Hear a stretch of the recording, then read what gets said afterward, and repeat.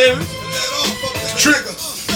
What's up, YouTube? Welcome back to another episode of My Speaker Podcast, man. It's your boy Mike, better known as AKA Reese's Pieces, AKA Choke Yourself, AKA Booby.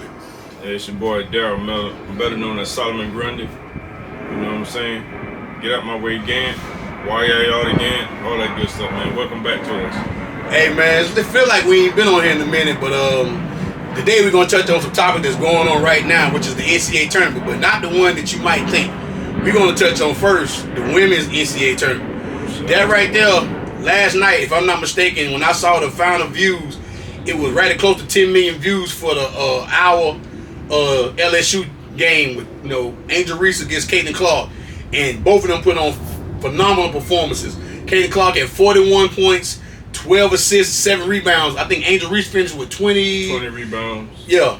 And 17 points, something like that. She had a double monster game. Like 2 blocks or 3 blocks or something like that. So it was, when I say it was a phenomenal game, and this is what we were talking about on a couple episodes ago, making sure that people watch women basketball. And what I don't get, and I'm asking my partner this is what I don't get. How can everybody watch this college game, then when they get to the pros, it just fizzles out?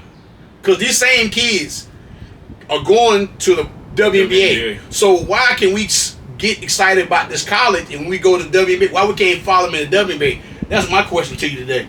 Well, you got a lot of other little different sports that's out there now. You got baseball being, coming up and stuff like that. So, but then I think it got a lot to do with the women's game is exciting, especially the women's college basketball game. And the WNBA, they got real good teams, real good players, individual players on some of these teams.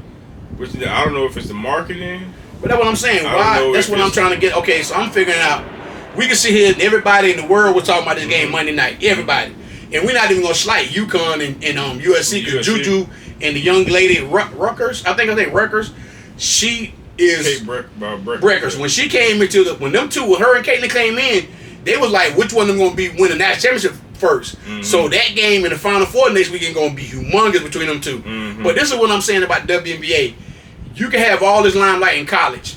These girls are putting on phenomenal shows, playing their heart out. Yep. Then they want to translate and go to the WNBA.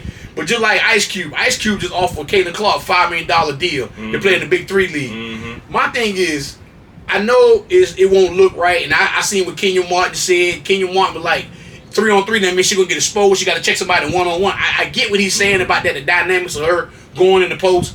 But this lady here is the Steph Curry that we've never seen shoot. This girl, when I say she can flat out shoot, when she get in the gym, she like Steph Curry. You better check her when she get in the parking lot. That's how great of a shooter she is. So my thing is, I just don't understand how the NBA doesn't back these women up way more than what they should be, and marketing, helping them out with whatever it is. Because like I say, Caitlin Clark and Angel Reese and all the ones that's gonna come out, they're gonna get their endorsement deals. They're gonna make their money other ways. But it's kind of sad. They got to make all their money off of endorsements. They'll make more money in endorsements than they do actually playing the game. Yep. This is what I don't understand. The NBA guys make their money from the NBA and they make their money off. So that's why all these guys become $100 million and $200 million a year and $300. Yeah, they making their money both ways. But these women got to work hard to make their money. You got to think about it too now. The NBA been around for a long time. The WNBA hasn't been around that long. I get that, but my thing is, when you got LaMelo and them kind of players and Ant and them making 54 million, they signed their rookie deal. I can guarantee LaMelo and Ant-Man combined making more money than the whole WNBA girls together. That's true, but you got to think about it. It's always been a slight against women in sports. Yeah, but it shouldn't be that way. True. And then this is something I got to talk about too. I seen Jamel Hill was saying that Caitlin Clark getting all this love because she's a white player. Let me just say something right quick. I don't care if you black, green, purple, brown, yellow, gold. I don't care. If you can shoot and you can play ball, you supposed to get love. So my question, I'm going to revert that question back to somebody. What if she was a black girl? What would you be saying then? This stuff about white, black to me is got to be the most.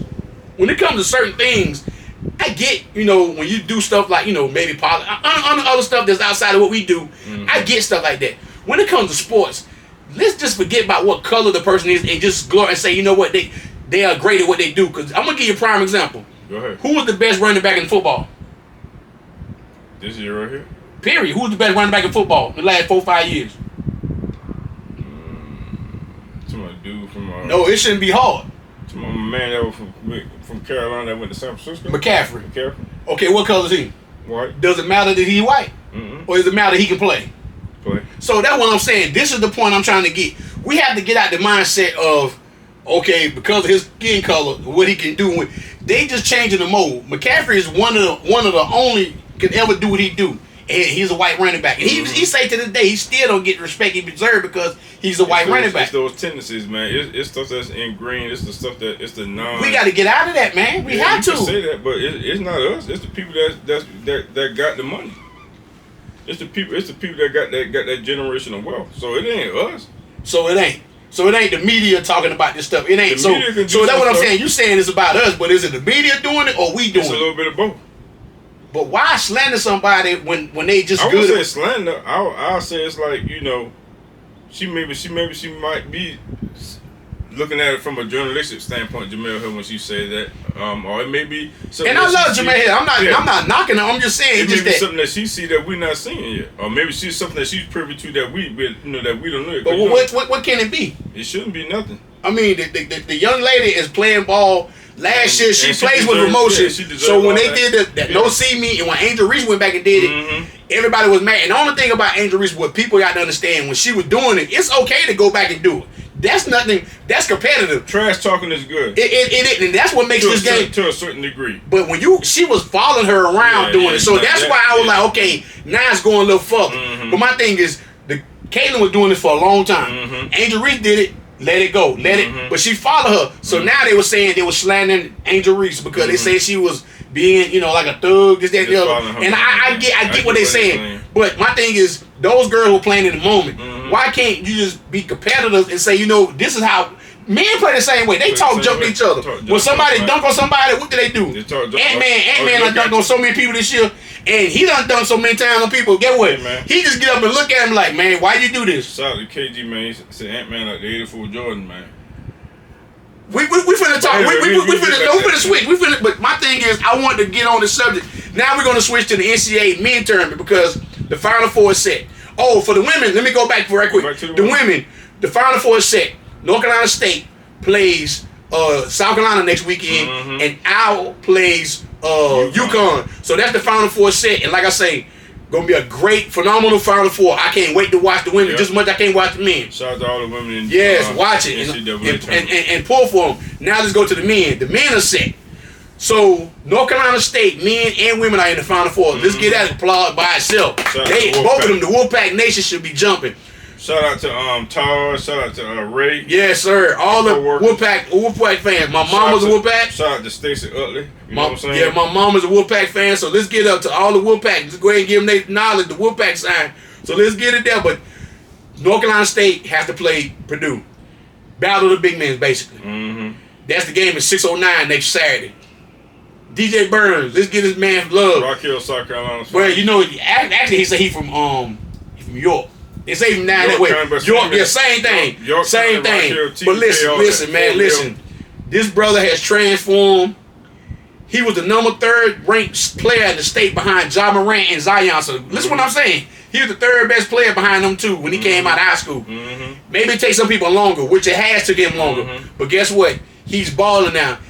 I honestly feel in my heart they have a shot to beat Purdue. You got a shot. Because I feel like if you throw the ball to him, the way State playing right now, they throw the ball to him, clear out, let him go one-on-one. Let him do his thing. And my thing is, pass the ball. He gonna find an open man. And he's a great passer, but Edie hasn't had. I'm gonna just say this: he probably ain't played nobody in the country as skilled as Big Burns. So Big Burns remind everybody of Zach Randolph with his feet, his left hand, he's smooth. He can shoot from 3. If you let him, but this is gonna be an exciting game. I can't wait to see that. And the nightcap will be UConn against Alabama. And I just realized I said something earlier. State, UConn men and women in the Final Four too. So let's not slight them too. Both of them in. So you got 2 schools that have both men and women in the Final Four. So next weekend is gonna be a phenomenal weekend. That's something we got to pull up. But now I got to switch gears because we've been talking. If you go back and look at the episode way back, and I want to say early October, me and you sat here and talked about something. What was that? Who are the team we're gonna be looking at in the NBA? I said OKC. right? I said OKC the team I'm looking at. You said the Pelicans. What did you say, the Pelicans? I said Minnesota too. Okay, so and the reason we saying this is I'm not gonna talk about the Clippers, the Suns, the Lakers, none of these big market teams. Yeah. I'm not gonna talk about them. All small market. I'm gonna talk about the Orlando Magic team that's not getting love. Orlando Magic has built their team the right way through the draft.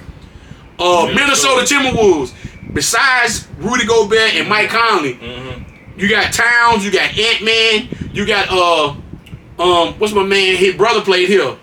He got the afro. His brother McDaniels, he got drafted.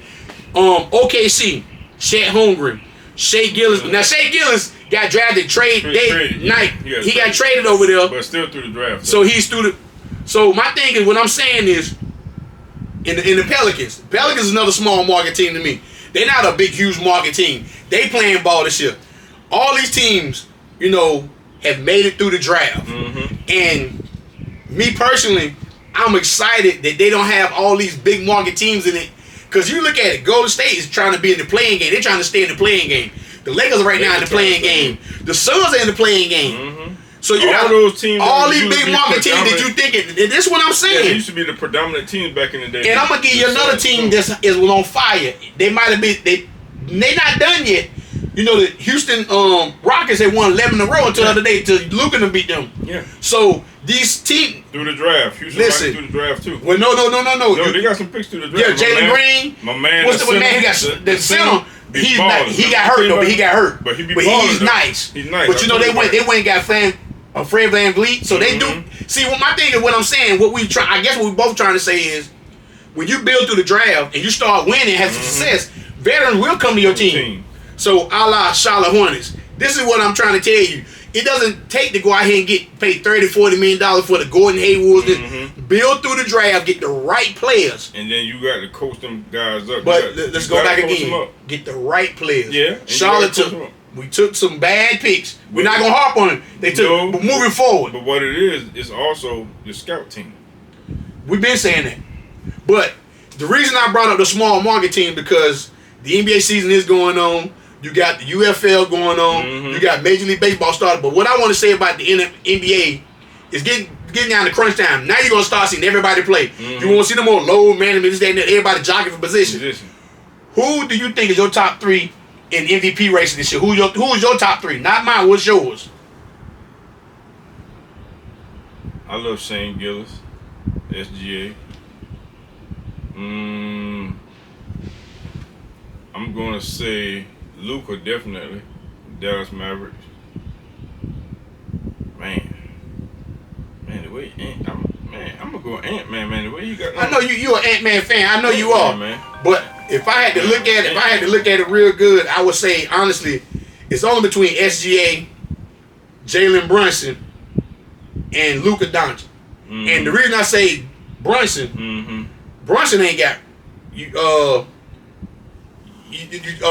my man OG Obanabi, he came over there. He had shoulder surgery. The big man, left hand, what's the left hand man? Julius Randle, he hurt. So shoulder too. Brunson has carried that team all year. Basically, they have a lot of role players on that team. DiVincenzo, Hart. They got a lot of little, people that know they. Jalen Brunson playing out his freaking mind. Yep. I'm not gonna take nothing from him, but that kid in Oklahoma City, Shea Gillis. If you don't watch him play and give him love, man, the other night he beat New York with a game-winning shot. And he shot it and he was like, this is what I do. He just had to look like, this is what I do. I do this on the regular. So, but my thing is, I think, and then Luka, that trade, when they picked up P.J. Washington, they picked up Gafford, they got Lively, like you were talking about earlier, your boy, Kyrie Irving, they finally are meshing together. So, you can't take Luka out of it. And like I say, I'm saying those are the three, should be the top three. Joker been playing. See, Joker done put himself in a situation where he's so good. He's so good, you don't be getting overlooked every year. Yeah. The Ant-Man is that dude. The Ant-Man to me is this generation Dominique Wilkins and Michael Jordan. You don't know from minute to minute what this kid gonna do, because sometimes I can watch him play. I'm like, he ain't doing that for a couple minutes. Then all of a sudden he'll give you a play. You be like, oh my God, because my man out there in Utah, Collins. Listen. And my thing is, Collins can jump out the gym. Yep. But Man, he caught him, man. Listen, I ain't seen nobody get bodied like that in a long time. And the thing I loved about that play, if you watch that play again, that man got hurt. He dislocated a finger when he dunked. He did. And so when he came down, he didn't taunt, he didn't do nothing. He was trying to put his pinky back in place. But he boomed it on. I said, man, yo, he ain't even turn around and talk noise or nothing. But when listen, man, I just tell anybody in the NBA, stop jumping with this dude, man. Listen. When this dude take flight, and the crazy part about it, man, you heard about this in Georgia. Everybody kept saying about this before the draft. He has the athletic ability to be the next greats, but does he have the work ethic to put it in? He already assumed he got a work ethic because he worked from last summer to now. Yeah, his game is totally different, bro. But you know the thing about him, I think he got another gear. He got another gear. I really believe he got another gear because I believe he can be better than what he is. And that's the scary part. He can be better than what he is. Every year, see, my thing is, the reason I love that much so much, he's got better every year. Every year he's got better. Just like, I harp back on Brandon Miller. I watched him play the other night against the Clippers. Everybody know Paul George is his favorite player of all time. Paul put up 41 on him, but Brandon put up 27 on him. Paul George after the game, yeah, this kid, he got it. He got the DNA. So my thing is, Charlotte does have, we can in the city of Charlotte, we can say for the basketball team, Charlotte got it right. Yeah. They most definitely got it right with this kid here because he should be the face of this team going forward. Yep. And I love the way this kid play. And Brandon, keep doing your thing. I appreciate you playing hard, getting on people. Man, you are a ball player. But those are the top 3 in MVP. So really, I want to touch on the NCAA tournament. I want to touch the women. I want to talk about the women because I really want everybody to watch next weekend because that's going to be a phenomenal. Both series next weekend going to be phenomenal. Real good. But I need your prediction. Men and women, who you think going to be in the final? Who going to be the championship game? Women wise, who you seeing winning that Iowa UConn game? That would be a tough because UConn play real good defense, man. I still got to get it to Caden. I give it to Caden. I think she on a mission. She probably on a mission. And in South Carolina, North Carolina State, I think. I get the USC. Yeah, I think a lot of people think it could be upset. It could be upset. And my thing is, I think everybody, and just imagine, just say and think right now, South Carolina undefeated championship game that Tuesday night against Caitlin Clark. That'd be crazy. Caitlin Clark already said she's leaving school after this year. So my thing is that'll be her last time trying to get a championship in South Carolina, trying to get another championship with Dawn Staley. In an undefeated season. Yeah, so they want to be unblemished. And then the men, who you got with the Purdue and North Carolina State first game? I'm going to State, man. Like I was telling somebody the other day at work, I said, man, State is riding the wave, man. They hot. They're hot, bro. Listen, they beat Virginia with that bank shot in the ACC. Listen, I'm going to show you how hard what they doing. They won 5 games in the ACC tournament in 5 days. Hot, man. My thing is, you're going to be fatigued. Anybody know you will be fatigued playing them in the games. When Virginia played them, Virginia only had played 1 game. When they got to play Duke only had played 2 games when they beat them. So when they beat Carolina, they had already, listen, when I say they balling, man, they on, you put your fish in hot grease. That's what they are. They hot as fire. Grease hot, man. And I hope it stay hot. And I'm picking State as the upset against Purdue. Me too. And the nightcap. Listen, one thing about UConn play on both sides of the ball. They win a 30-0 run on Illinois. But I'm gonna tell you right now, Alabama had that kind of team. They got something. They can be down 10 to 12 points in 2 or 3 minutes. They up by 4 or 5. They got something, man. They have something called live by the 3, die by the 3. Because they would shoot their way in or out of a game. That white kid Anderson, Sears.